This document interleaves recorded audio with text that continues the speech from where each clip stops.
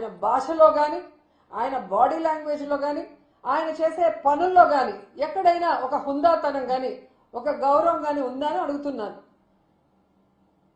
ఆయన ఎప్పుడూ కూడా టీటీడీ బోర్డు చైర్మన్గా వ్యవహరించరు. ఆయన ఆ రోజు నుంచి ఈ రోజు వరకు TV5 బిఆర్ నాయుడుగానే వ్యవహరిస్తున్నాడు. ఎందుకు నేను ఇలా అంటున్నానంటే, కొండ మీద కూర్చొని వెంకటేశ్వర స్వామి, పద్మావతి అమ్మవారి ఫోటోలు వెనక పెట్టుకొని ముందర ప్రెస్ మీట్ పెట్టుకొని ఎంత అహంకారంతో, ఎంత తలతిక్కగా, ఎంత కేర్లెస్గా, ఎంత చులకనగా, ఎంత నీచంగా మాట్లాడతారో ఆయన ప్రెస్ మీట్లు అన్నీ ఒకసారి మనం వేసుకొని చూస్తే మీ అందరికీ కూడా అర్థమవుతుంది. ఎందుకంటే ఆయన TV5 బిఆర్ నాయుడుగా ఉన్నప్పుడు ఆయన ఎట్ట మాట్లాడినా ఎవరు పట్టించుకోరు.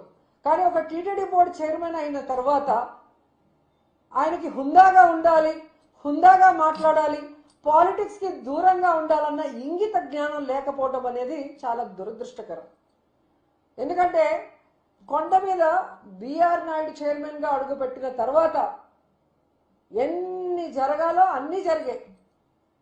ఆయన ఎలా రియాక్ట్ అయ్యారో మనం అందరం కూడా చూసాం.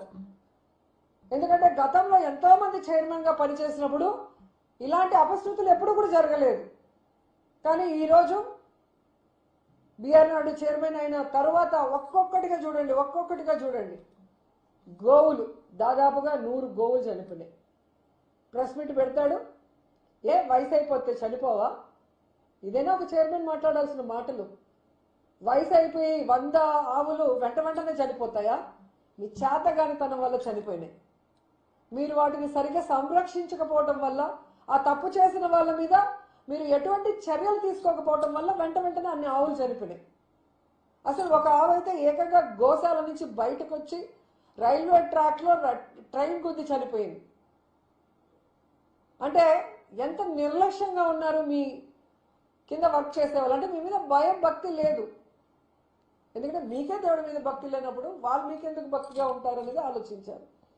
అలాగే మీరు చూస్తే భగవద్గీత హిందువులు అందరూ ప్రతిరోజు ఒక పేజీ అయినా చదవాలి భగవద్గీత అని పెద్దలు చెప్తారు. ఆ భగవద్గీతలో ఉన్న సారాంశాన్ని తెలుసుకొని ఆ విధంగా తమ జీవితంలో ఉన్నతమైన విలువలతో నడుచుకోవాలి అని పెద్దలు చెప్తారు. కానీ ఈ బిఆర్ నాయుడు అంటాడు సిగ్గు లేకుండా, వైఎస్ఆర్ వాళ్ళు 50 కోట్లు పెట్టి బుక్కులు కొట్టేశారు, అవన్నీ రూమ్లో వేస్ట్ ఉన్నాయి, అసలు ఆ భగవద్గీతలో ఏముంది చెత్త తప్ప అంటాడు. ఆ మూతి మీద 4 పట్ట వేయాలనిపించింది నాకు. ఎందుకంటే అలాంటి వాడు TV5లో అసభ్యమైన వాటిని చూపించే మెంటాలిటీ ఉన్నవాడికి, అవి చూసే మెంటాలిటీ ఉన్నవాడికి, అవి చేసే మెంటాలిటీ ఉన్నవాడికి భగవద్గీత గొప్పతనం, భగవద్గీతలో ఉన్న సారాంశం ఎలా అర్థమవుతుంది? అందుకే దాంట్లో ఏమి లేదు చెత్త అంటున్నాడు. దీని మీద ఖచ్చితంగా హిందువులందరూ కూడా తిరగబడాలి. ముఖ్యంగా బీజేపీ వాళ్ళు, ధార్మిక సంస్థల వాళ్ళు, సంఘాల వాళ్ళు, అలాగే హిందూ సంఘాలు కూడా ఈ బిఆర్ నాయుడు మాట్లాడే మాటలకి స్పందించాలి, బుద్ధి చెప్పాలని కూడా నేను కోరుకుంటున్నాను. ఎందుకంటే మన హిందూయిజాన్ని, మన ధర్మాన్ని, మన భగవంతుణ్ణి, అలాగే మన భగవద్గీతని చులకనగా మాట్లాడే ఇలాంటి వ్యక్తికి టీటీడీ బోర్డు చైర్మన్గా ఉండే అర్హత ఉందా? అలాంటి వాడిని వెంటనే రాజీనామా చేయించి మెడ పట్టుకొని గెంటేయాలని కూడా వీళ్ళందరినీ కోరుకుంటున్నాను. ఈరోజు ఒక వీడియో రిలీజ్ అయింది. బిఆర్ నాయుడు ప్రెస్ మీట్లే చూడండి, అది నిజమా కాదో మీకే అర్థమవుతుంది. ఎందుకంటే ఆయన కోసం చాలా మంది ఆడవాళ్ళు తెగ మాట్లాడుతున్నారు. కొంతమంది అయితే ఏకంగా ఆయన సమర్థించేస్తున్నారు పొలిటికల్ నాయకులు. ఆయన ప్రెస్ మీట్ చూస్తేనే మీకు అర్థమైపోతుంది అది నిజమా కాదా అనేది. ఆయన మీద ఏఐ చేసి బ్యాడ్ చేయాల్సినంత అవసరం ఎవరికి కూడా లేదు. ఆయన అంత గొప్ప వ్యక్తి కూడా కాదనేది తెలుసుకోవాలి. రెండవది, ఆయన మాట్లాడిన మాటల్లో ఆ వీడియోలో తప్పే ఉంది. ఆ వీడియోలో ఉన్న ఆవిడ మాకు 25-30 సంవత్సరాలుగా మా అందరికీ ఒక మంచి రిలేషన్షిప్ ఉంది, వాళ్ళ ఇంట్లో వాళ్ళు కంప్లైంట్ చేశారా లేదా మా ఆవిడ కంప్లైంట్ చేసిందా, మీకేంటి బాధ, ఇలా మాట్లాడినప్పుడు అది ప్రజల విజ్ఞతకే వదిలేస్తున్నాను. వాళ్ళిద్దరి మధ్య ఏముంది, ఏం జరిగింది, ఏం జరగలేదని. ఎందుకంటే ఈరోజు ఆ వీడియోలు బయటకు వచ్చాయి అంటే ఒకటి ఆమెనా బయట పెట్టాలి, లేదా వాళ్ళ ఇంట్లో పనిచేసే వాళ్ళైనా బయట పెట్టాలి. వేరే వాళ్ళు పోయి వాళ్ళ ఇంట్లో కెమెరా పెట్టి తీసేంత అవకాశం ఉంటుందా? అది ఒకసారి మీ అందరూ కూడా ఆలోచించాలి. ఈరోజు పట్ట పగలు ఈ విధంగా దొంగ దొరికిన తర్వాత తప్పించుకోవడం కోసం ఈయన ఒక కేసు పెడతాడు, మళ్ళీ ఆవిడతో ఒక కేసు పెట్టిస్తాడు. అవి ఫేక్ వీడియోలు, ఏఐ వీడియోలు, మా మా మా గౌరవాన్ని భంగపరుస్తున్నారు అనేసి. ఆమె పేరేంటో నాకు తెల్ల, ఇందులేఖ అనుకుంటాను. ఆ మేడంకి నేను ఒక సలహా ఇద్దాం అనుకుంటున్నా. ఇందులేఖ మ్యామ్, ఇక్కడ ఎవరు మీ పరువు తీయలేదు. మీ పరువు తీసిందంతా బిఆర్ నాయుడు గారు. ఈరోజు మాకు ఇన్నేళ్ల సంబంధం ఉంది, వాళ్ళ ఇంట్లో వాళ్ళు ఏమనలేదు, మా ఇంట్లో వాళ్ళు కంప్లైంట్ చేయలేదు, అసలు దీంట్లో ఏం తప్పు ఉందని మాట్లాడి మీ పరువు తీసింది ఆయన మీద కేసు పెట్టండి. అది వదిలేసి ఎవరెవరి మీద కేసులు పెట్టామని మాట్లాడటం కరెక్ట్ కాదు. రెండోది, మీరు చూస్తే ఈరోజు ఇందులేఖ గారు 2019లోనే లెటర్ రాసినట్టుగా మీరు టీవీ మీడియాలో చూశారు, సోషల్ మీడియాలో అంతా కూడా. అది తెలుగుదేశం పార్టీ ఆఫీస్కి డైరెక్ట్గా చంద్రబాబు నాయుడుకి, లోకేష్కి రాశారు. మరి నిజం లేకపోతే మీరు ఎందుకు లెటర్ రాశారు మేడం? అది మీ లెటర్ కానప్పుడు ఆ లెటర్ని మీద ఎంక్వైరీ చేయమనండి. ఆ లెటర్ అందిందా లేదా చంద్రబాబు నాయుడు చెప్పాలి, ఆ లెటర్ రాశారా లేదా ఇందులేఖ మేడం చెప్పాలి. చేయాల్సిన తప్పులన్నీ అందరూ చేసేసి ఎంతసేపు వైఎస్ఆర్సీపీ మీద దుమ్మెత్తి పోసేదానికి రెడీగా ఉంటారు. ఏ రోజు వైఎస్ఆర్సీపీ ఇలాంటి తప్పుడు పనులు చేయలేదు, ఏ రోజు వైఎస్ఆర్సీపీ ప్రజలకి అన్యాయం చేయలేదు, భగవంతుడిని కూడా ఎప్పుడూ కూడా అగౌరవపరచలేదు. కానీ మీరు ఎదవ పనులు చేస్తారు, భగవంతుడిని అగౌరవపరుస్తారు, వీడియోలు దొరుకుతారు, ఫోటోలు దొరుకుతారు, మళ్ళీ ఇదంతా వైఎస్ఆర్సీపీ కుట్ర అని మీ పచ్చ ఛానళ్లతో దాన్ని మా మీద రుద్దాలని చూస్తున్నారు. ప్రజలేం పిచ్చోళ్ళు కాదు, ప్రజలు మొత్తం చూస్తున్నారు. బిఆర్ నాయుడు గారు చైర్మన్ అయిన రోజు నుంచి ఈ రోజు వరకు కొండ మీద ఏ విధంగా తాగేసి మాడ వీధుల్లో తిరిగిన దాఖలాలు చూసాం, మర్డర్ జరిగిన దాఖలాలు చూసాం, గోవులు చనిపోయింది చూసాం, మాంసం తిన్న దాఖలాలు చూసాం.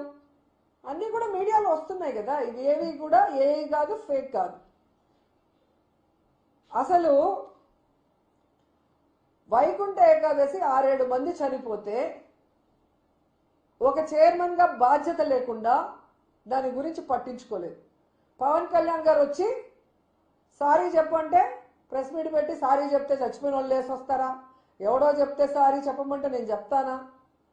అంటే నరాన బిఆర్ నాయుడికి కొవ్వు ఎలా కొట్టుకుంటుందో చూడాలి. అంటే భక్తుల ప్రాణాలు అంటే మీకు గౌరవం లేదు. దేవుణ్ణి చూడటానికి వచ్చిన వాళ్ళని చంపే అధికారం మీకు ఎవరిచ్చారు? రైట్స్ ఎవరిచ్చారని అడుగుతున్నా.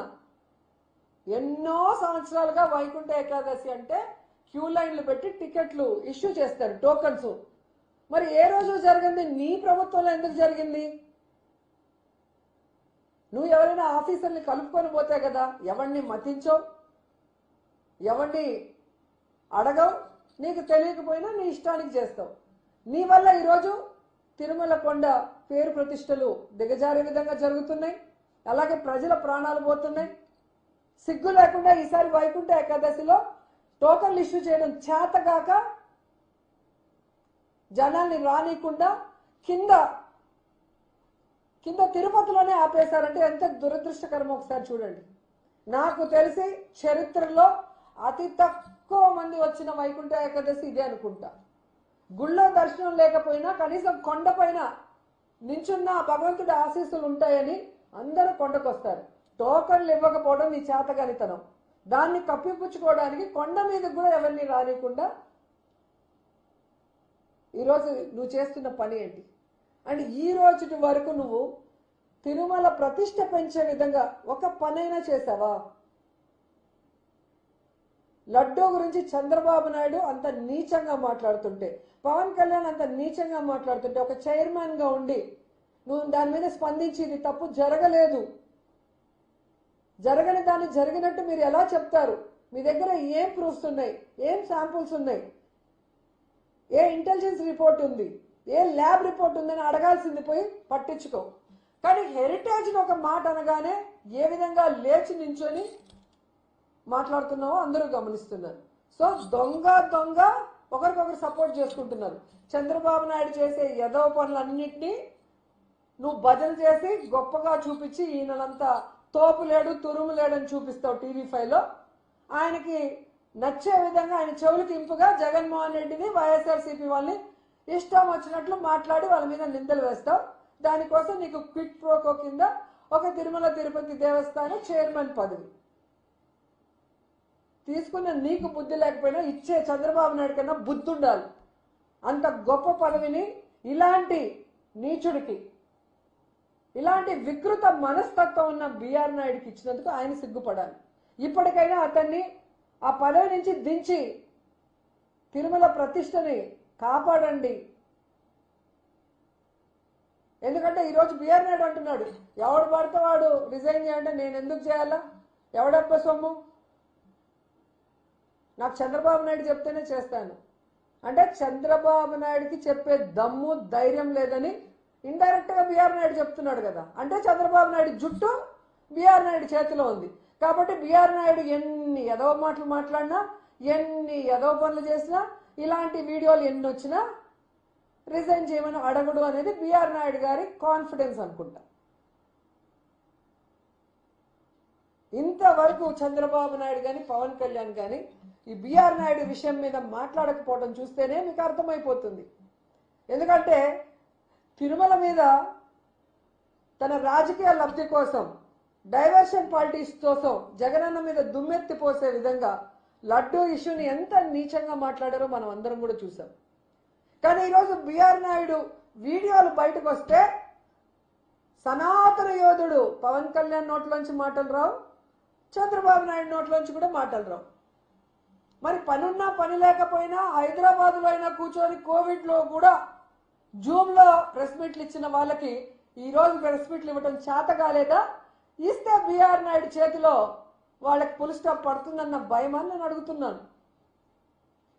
ఎందుకు పవన్ కళ్యాణ్ అడుగుతున్నానంటే లడ్డూలో కొవ్వు కలవకపోయినా, జంతు కొవ్వు, ఫిష్ ఆయిల్, పంది కొవ్వు కలకపోయినా చంద్రబాబు నాయుడు చెప్పిన అబద్ధాన్ని నిజం చేయడం కోసం తిరుపతిలో మీటింగ్ పెట్టి కాషాయ డ్రెస్ వేసుకొని ఎంత ఓవర్ యాక్షన్ చేశాడో మనం చూసాం. ఈరోజు నేను సూటిగా పవన్ కళ్యాణ్ గారిని అడుగుతున్నాను, మీరు సనాతన యోధులైతే, మీరు హిందూ ధర్మాన్ని పరిరక్షించే వాళ్ళైతే మరి బిఆర్ నాయుడు లాంటి విలువలు లేని వ్యక్తిని ఇంకా ఎందుకు పెట్టారు? అతనితో ఎందుకు రాజీనామా చేయించలేదు అని అడుగుతున్నా. మీ పార్టీలో ఎమ్మెల్యే పదవిని అడ్డం పెట్టుకొని అసెంబ్లీలో నుంచి రాసలీలలు చేస్తాడు, అమ్మాయిని హెరాస్ చేస్తాడు, భయపెడతాడు. అన్ని దొరికినా కూడా మీరు ఎటువంటి కేసు పెట్టించరు. రిటర్న్గా అమ్మాయి మీద కేసు పెట్టించే గొప్ప వాళ్ళు మీరు. అంటే మీకు ఆడవాళ్ళు అంటే గౌరవం లేదు, భగవంతుడు అంటే భయం భక్తి లేదు, చట్టాలంటే చాలా చులకన మీకు. లేకపోతే మీరు చేస్తున్న పనులేంటి, మీరు మాట్లాడే మాటలేంటి? అసలు బిఆర్ నాయుడుని వెంటనే తిరుమల తిరుపతి చైర్మన్గా సస్పెండ్ చేయాలి. దీనికి బీజేపీ వాళ్ళు, హిందూ సంఘాలు, ధార్మిక సంఘాలు అన్నీ కూడా ఇలాంటి అనైతిక వ్యక్తిని కొనసాగించడం కుదరదు అని చెప్పి మాట్లాడాలని కూడా డిమాండ్ చేస్తున్నా. ఎందుకంటే మొన్న ఎక్కడో విజయవాడలో మీటింగ్ పెట్టినట్టున్నారు, మీటింగ్ పెట్టుకొని మాట్లాడుకున్నారు కదా. మరి ఇలాంటి విషయాల మీద మీటింగ్ మాట్లాడండి. బిఆర్ నాయుడు వచ్చిన రోజు నుంచి ఈ రోజు వరకు తిరుమల పవిత్రతను దిగజార్చే కార్యక్రమాలు ఎన్ని జరిగాయి? ముఖ్యంగా ఈ ఇందులేఖ గారి లెటరు, వీడియోల గురించి విచారణ జరిపించండి, డిస్కస్ చేసి దీని మీద వెంటనే యాక్షన్ తీసుకోండి. లేకపోతే హిందూ ధర్మాన్ని చూసి అందరూ కూడా నవ్వే పరిస్థితి వస్తుంది. మన దేవుణ్ణి, మన ధర్మాన్ని కాపాడుకోవాల్సిన బాధ్యత మనకుంది. ఎందుకంటే ఈరోజు చంద్రబాబు నాయుడు చెప్పేది ఏది నిజం కాదు. ఆయన ఈవీఎం వల్ల గెలిచాడు కాబట్టి ఆ ఈవీఎం విషయాలు బయటకు రాకూడదు. జీవో ఇచ్చి మొత్తము వివిప్యాట్ని డిలీట్ చేశారు కాబట్టి దాన్ని డైవర్ట్ చేయడానికి ఏ విధంగా రోజుకొక కార్యక్రమంతో ముందుకొచ్చారో మనం చూసాం. ఆ తర్వాత నీ యొక్క హెరిటేజ్ని లాభాల బాటలో పెట్టడం కోసం ఏ విధంగా మీరు హిందాపూర్ డైరీతో ఏ విధంగా ఈరోజు అత్యధికమైన అమౌంట్ని కోట్ చేసి వాళ్ళకి కట్టబెడుతున్నారు. ఎందుకంటే ఆ యొక్క ఇందాపూరు హెరిటేజ్ రెండు ఒకటే. ఆ విషయం భువనేశ్వర్ గారి ఫోటోతో పాటు హెరిటేజ్ ఒక దాంట్లో వెబ్సైట్లో పబ్లిష్ చేయడం మనం చూసాం. సో మీ అందరు కూడా ఒకరికి ఒకరు తోడు దొంగలు. ముందర వాళ్ళు పెట్టి వెనక నుంచి నువ్వు కథ నడిపించి ఏ విధంగా భగవంతుడి కోసం భక్తులు వేసిన విధానాలను, భగవంతుడి డబ్బుని ఏ విధంగా దోచుకుంటున్నాం అనేది ఈరోజు కళ్ళ ముందు కనిపిస్తుంది. ఎందుకంటే మీరు దేవుడితో రాజకీయం చేశారు. దేవుడి లడ్డూనే మీరు చాలా అసహ్యంగా మాట్లాడారు.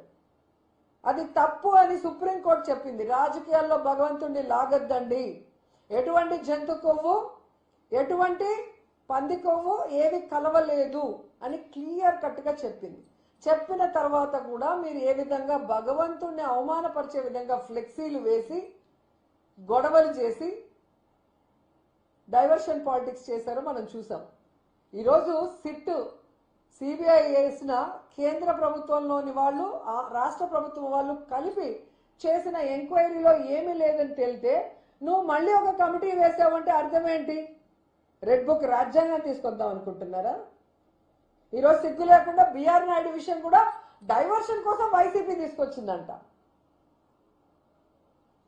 వైఎస్ఆర్సీపీ పార్టీ బట్టి ఎన్ని సంవత్సరాలు అయింది? బిఆర్ నాయుడికి ఇందులేఖతో ఉన్న పరిచయం ఎన్ని సంవత్సరాలు అయిందో ఒకసారి చూసుకోండి.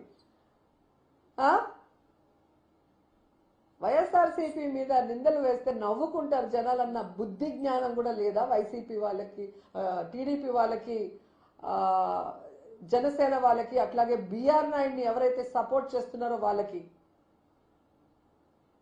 ఎందుకంటే వైసీపీ పార్టీ పెట్టింది ఇప్పుడు, కానీ బిఆర్ నాయుడు గారికి ఇందులేఖ కుటుంబంతో ఎప్పటి నుంచో పరిచయం ఉంది.